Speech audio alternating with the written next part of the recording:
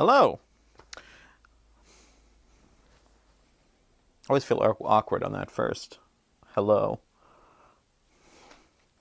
Hello. What's going on? It's me, Josh. We're back this week with our vlog. I think it's actually a few days late, but I did like a few videos last week, so I don't feel that guilty about it.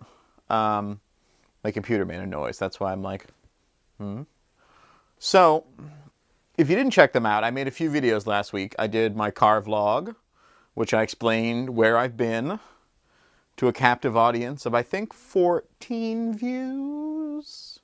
14-ish views? So thank you, all 14 of you, whoever you are. Actually, that means a very good, if you want to go by subscriber base, with a subscriber base of 20, that's like almost 3/4 optimized of my subscriber base. So thank you, folks. I also did a few Josh Plays videos. I did Josh Plays the Oregon Trail, Josh Plays Sex Vixens from Space, and Josh Plays Planet Lust.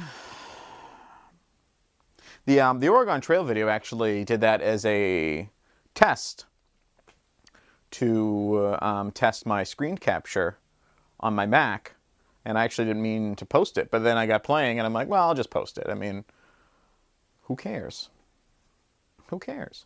And then I did the two other videos, the Sex Vixens from Space and Planet Lust, because, I mean, when they released all 2,300 or whatever games to the Internet Archive, like, there's a lot of adult games in there. And, like, some of them are, like, blatantly adult. But I knew that those ones would probably be some awful, you know, text-based space sex romp.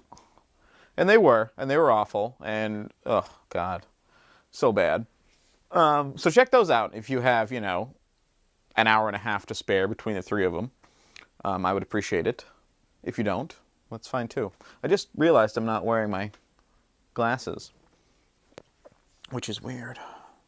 I'm not going to put them on now, though. I'm far too lazy to grab them. They're literally pretty much within reach of my hand. But I'm not going to do it. So, I put up a status last week on Facebook, or a few days ago. I don't know when it was. I don't think about Facebook very much. I go on there mostly to share things that I like, and to look at pictures of cats, and ignore the majority of people I know. But I still want to be involved with them, but I want to ignore them. It's a very selfish thing. So basically I posted a status saying, if there's anything you wanted me to talk about this week on the vlog, that I would do that. So I got 3 responses. One from a person I knew in 6th grade. Another one from a person from my 6th grade class. And the third one is from my best friend, who I happen to attend 6th grade with. So I feel between the 3 of them, that 6th grade demographic is really well represented. If you guys are watching this, later on, at some point this year, I'm going to do a 6th grade retrospective video, because I have a lot of our materials from 6th grade that I've still held on to. So I thought those would be fun to look at. Little stroll down old memory lane for us, all 4 of us together, separately, staring at computers. So they all asked a question, and the first one was from my buddy Adam. I say buddy, but I mean, I don't know, I guess we're buddies. I went to his barbecue last year. So does that make us buddies? I don't know, Adam, we're buddies. Let's just go with that. Hashtag buddies. So he asked me what was my favorite controller and why. And, you know, anybody that knows me knows that I'm pretty big into games, and I've got a lot of games and a lot of systems and a lot of controllers. And it's a valid question.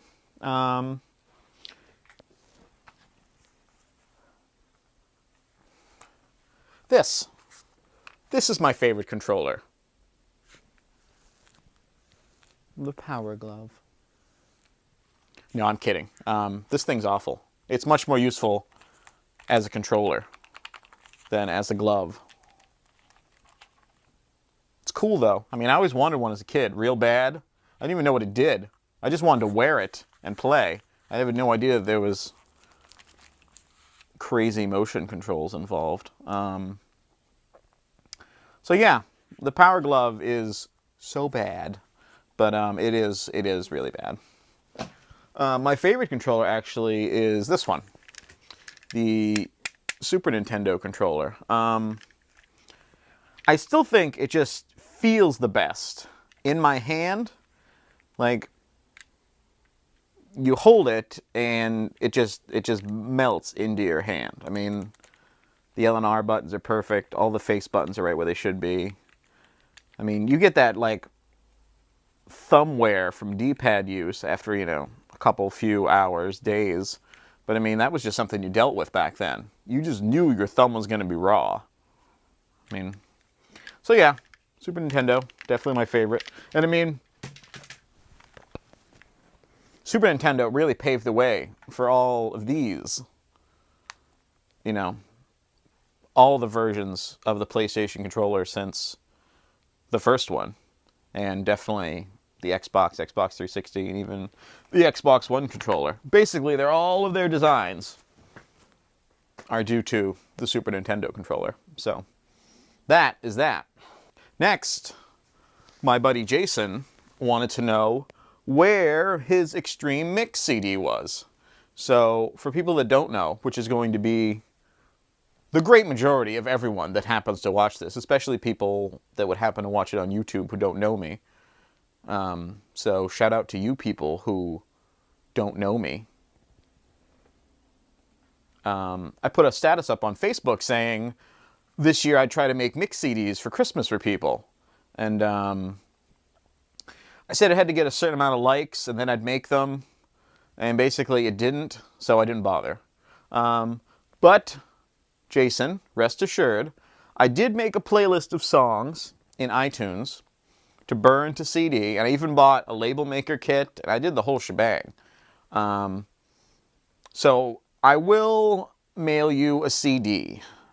So expect that in 14 to 16 weeks. So thirdly, my BFF, Mike, wanted to know, and I'm going to paraphrase here because I'm too lazy to look at the actual post, but he wanted to know, basically, what would wrestling be like now if the WCW had won the Monday Night War instead of the WWF at the time. Me and Mike love to talk about the WCW. I mean, we were really big from, like, 97 to, like, 99.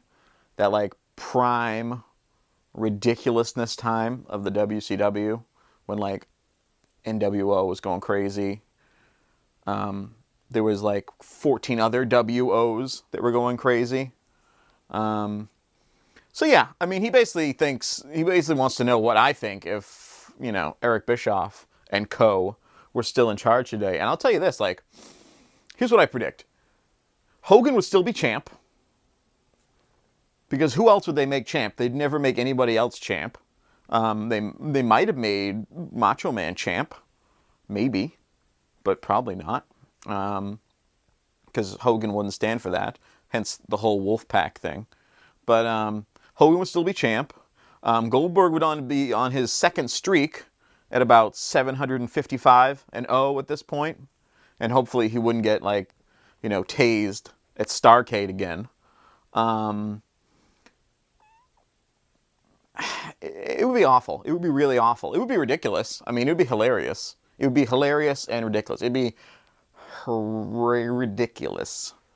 But I don't think there'd be any growth at all. I'm sure he was expecting something funnier. But, like, sitting here thinking about it, like, it would literally be, like, the same shit right now as what was going on then. Like, it would just still be, like, the same revolving factions coming back into power, then losing power. And it would be so bad. There'd be like 50 million WOs by now. My favorite WO was probably the LWO and Chavo Guerrero and riding out on Pepe the horse. Bless your soul, Pepe. He went into the wood chipper. It was a sad day. It's a sad day for everyone. So this is a landmark day in wrestling right there. I'm trying not to touch my mouth because my last video, I touched my mouth like 50 times. I didn't upload that one. It was really dark and it looked awful. So, shout out to a video that didn't get uploaded. I see you, boy. So that's about it for this vlog section. I was going to do something else after this. I went to our local, I don't know, music, media, vinyl store here in Maine. And they sell these grab bags of games, in a little paper bag. And you pay like $5 or $6 and you get a selection of loose discs that you don't know about. So I thought it'd be fun if we opened one of those up and we took a look and we see what kind of games I get. So yeah, why don't we do that now? I'm going to cut the film. Cut the film here. Right here. Hello, we're back. So I've got this little grab baggie that I got from Bull Moose here in Maine. Basically, they sell these little grab bags full of games, and they also do games. I think they do them for movies as well, and they do them for games and movies and audio CDs. And I've got this one, which is PlayStation 2, and it was only $5, so really can't go wrong there. It feels like there's probably like 10 games in here. So you gotta figure like 10 games for $5. I mean, 15 years ago, that would have been what? 400, 500 bucks you're looking at? So there you go. Let's just open this up. It's just stapled closed. And, yeah, they're face down, so that's good. My sword fell down. I'm sorry, sword.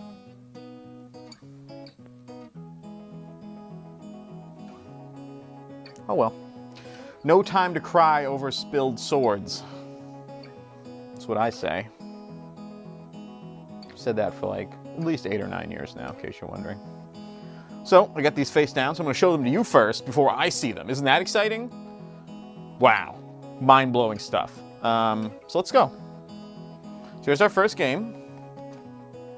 Anything good? Anything bad?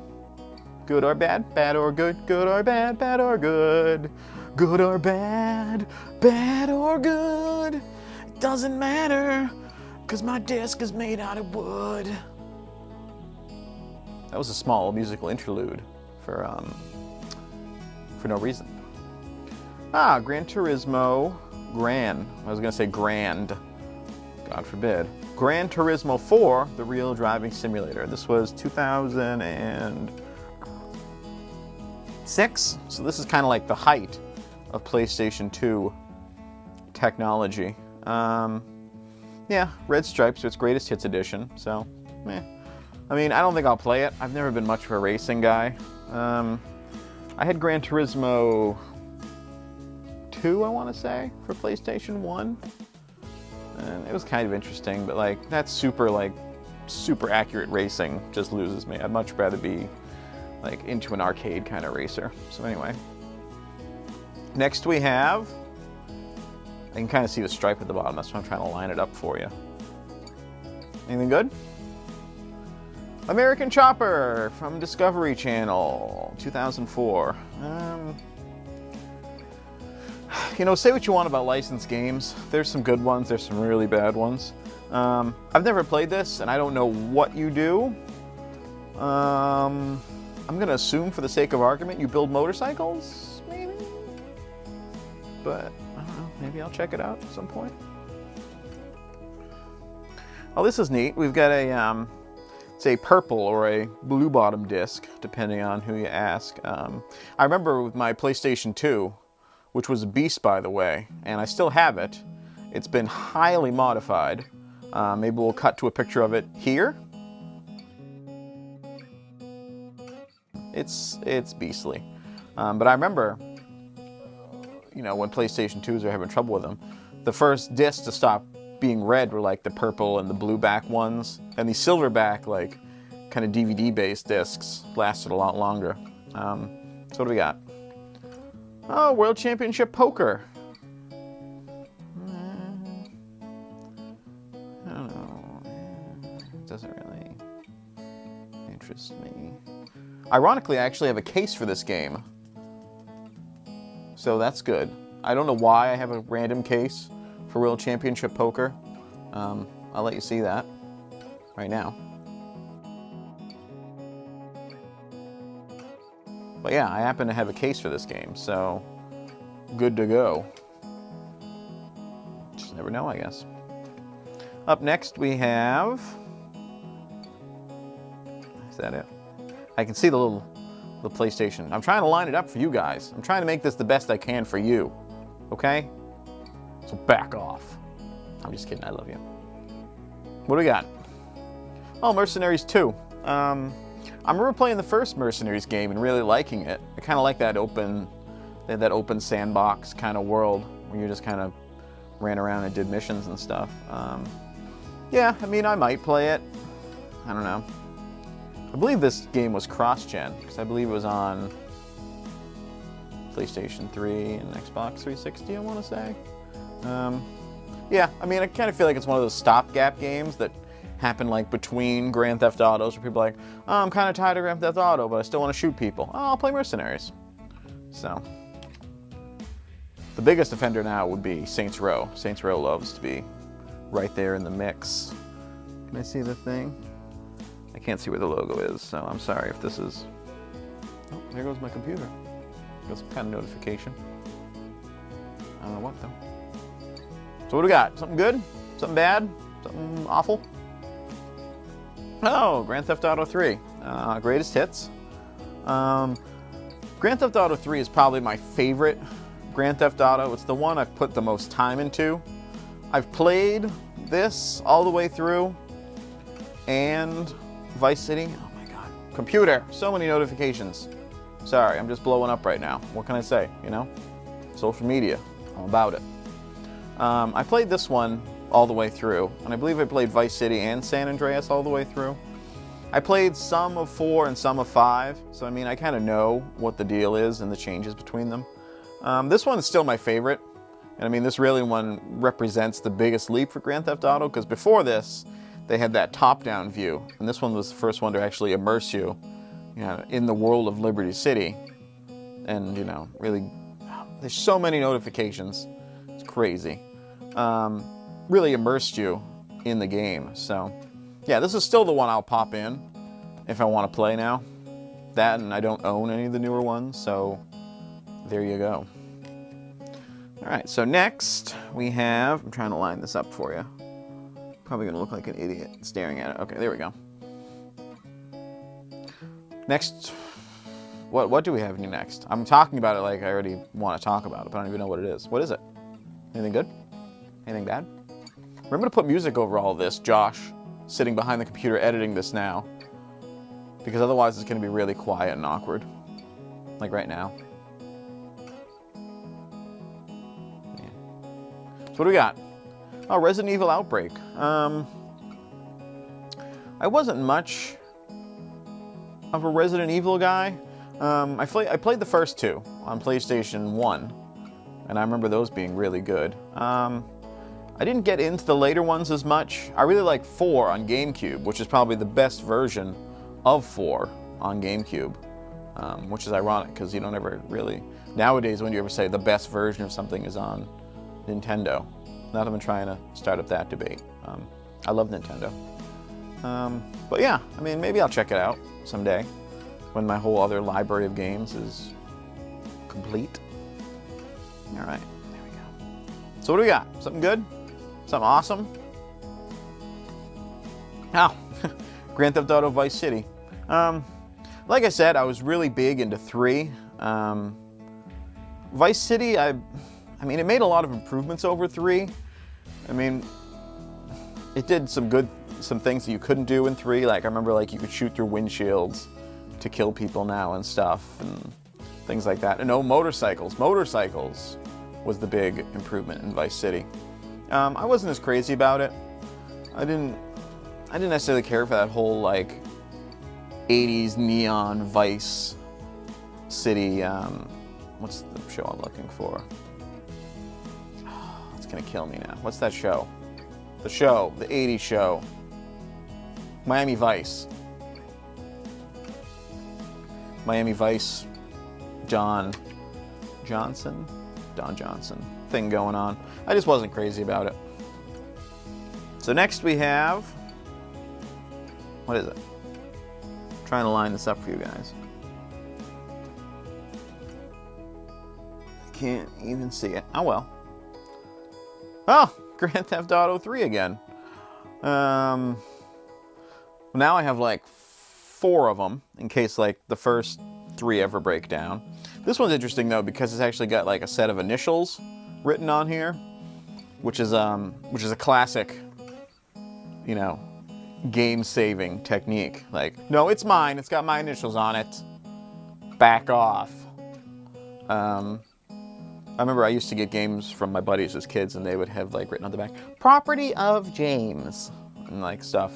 Funny story about writing on things. In college, my roommate, when we moved into our room, he had all of his DVDs with him, and he had some actually very expensive anime DVDs at the time. I mean, now DVDs are like a dime a dozen, but at the time they were all pretty expensive. And his mom was worried about people stealing them at college, so she took every single disc out and wrote his initials on them. And oh my God, he was so pissed. I mean, I would have been too. Like, I don't want somebody writing all over my stuff. These little personalizations, though, always make me think, like, you know, who was this person? It looks like the initials are JS.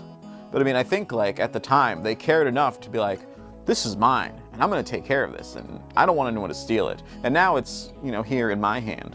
But I mean, I just thinking about the process of where it's come from, where it's been to where it's gotten to was interesting to me.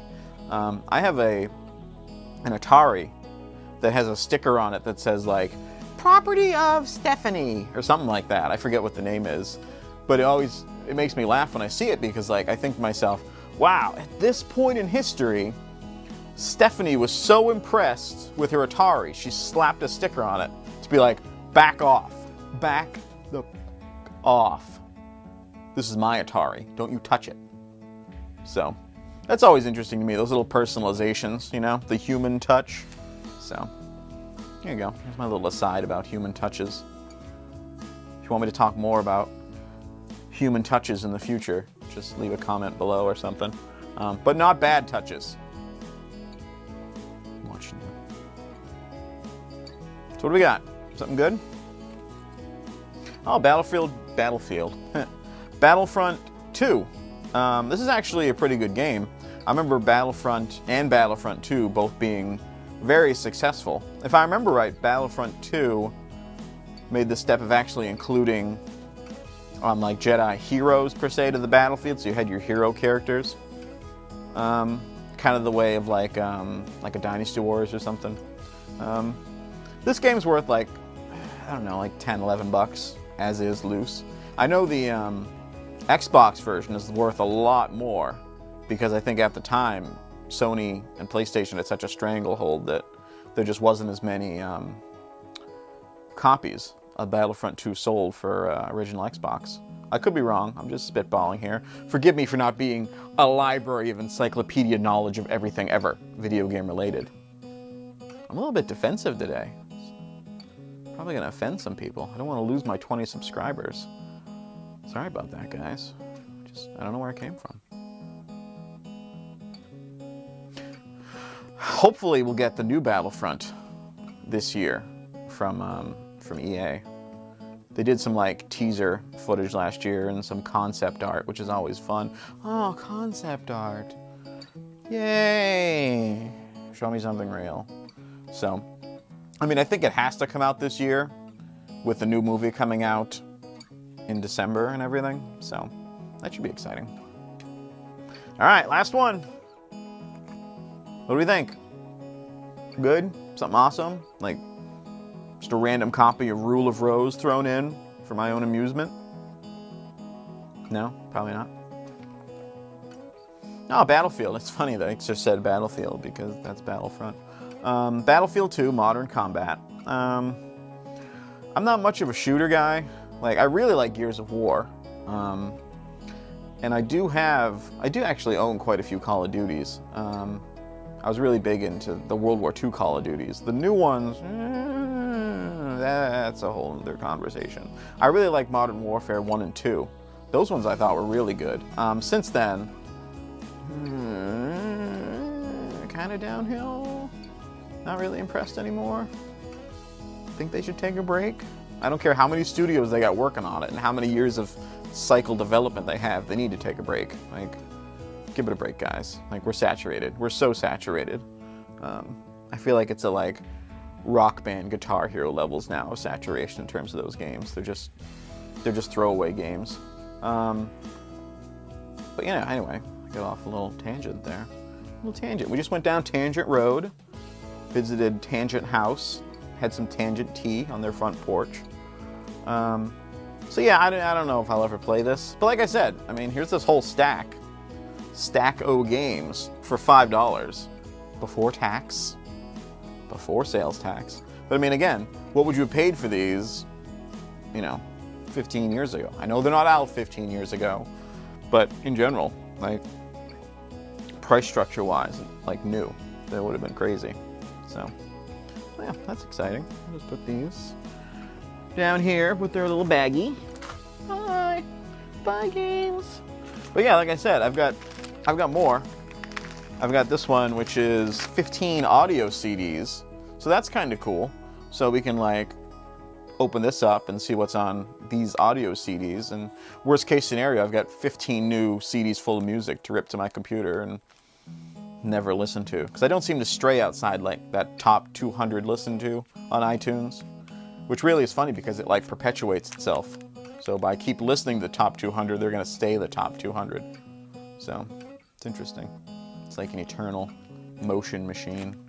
Like that picture of the cat with the bread and the butter. Anyway, again, Tangent Road. So yeah, I got that one. And then I've got this one, which is Xbox 360. And they're not going to give me 10 Xbox 360 games for $6, unfortunately. I'd say there's 5 in here, I would guess. And the same with the one for PlayStation 3. There's probably 5 in here. But still, I mean, 5 games for $6. You can't beat that. I mean, I'll tell you firsthand, though, those ones for the PlayStation 2 weren't in fantastic shape. I'm sure they play. I mean, they might play with some great deal of difficulty, depending on the condition of your PlayStation 2. If it's in the same shape as my original one, then you might be SOL, which means shit out of luck. Bad word. So yeah, so we'll open these another time. Maybe we'll open one next week. Maybe if enough people say something about which one they want to see, we'll open that one up. So yeah, that'll be fun. So yeah, thanks for joining me today. Glad you stuck it through all the way to the end here. So feel free to give this a thumbs up, a thumbs down. I don't know why you'd give a thumbs down unless you're a dick. So don't be a dick. Don't give a thumbs down. Give a thumbs up, all right? Nobody likes a dick. Anyway, yeah, comment, subscribe. Thank you to all 20 of my subscribers currently on YouTube. I believe 95% of them are friends and family. So I feel like I'm really targeting my core demographic pretty well. Also, shout outs to Andy and Jason and Mike, my 6th grade compatriots. You know, totally represented Mr. Callahan, class of 95, 96, in the house. And like I said, look out in the future for that 6th grade retrospective video, because 6th grade was a really important year to me in terms of my whole development into what I am now, which is arguable about who I am and where randomly. Anyway, so yeah, thanks for all that. I'll have another video next week, and after this I'm probably going to record some more Josh plays, or something plays, or someone plays, or, you know, whatever. So yeah, check that out if you want. So yeah, thanks again. Have an excellent day. Have an excellent day. I'm not going to accept any less than an excellent day out of you. And if you're having a subpar day, you know, keep that shit off the internet. Nobody wants the internet wants to see that. You know, Facebook is just the best representation of yourself all the time. So don't tell me you're having a bad day. Tell me you're having the greatest day ever.